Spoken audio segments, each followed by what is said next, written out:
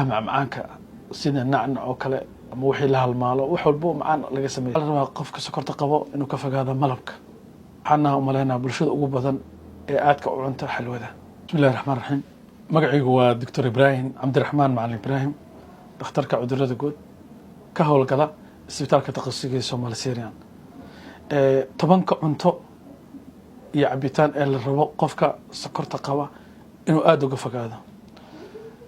midda koobaad number 1 waxa waaye cabitaanada soodhada cabitaanadaas waxa waaye sida Coca-Cola Fantada Sprite-ka iyo cabitaanada energy-ga ah waxay aad u kacayaan sokorta number 2 waxa la rabaa qofka sokorta qabo inuu ka fogaado malabka wuxuu ka mid yahay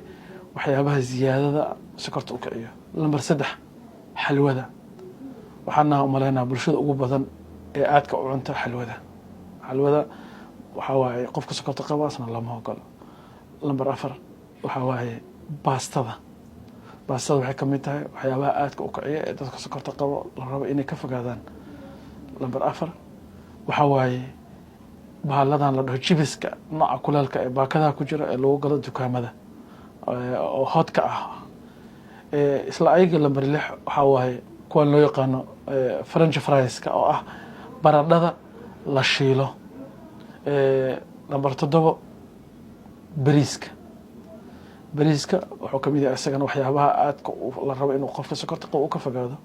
walow mararka qaar ko dadka sokorta qaba 2 qaad 3 qaad u ogolaano number 7 waxa waaye doolshaha jalaatada iyo waxaan la dhaho donatiska isagana qofka inuu aad uga fogaado la rabaa waxa kale oo ku xigo noogu xigo number 8 rootiga cadka qofka sokorta qabo rootiga cunaya waxa la rabaa inuu noqdo rootiga qamadiga ka samaysan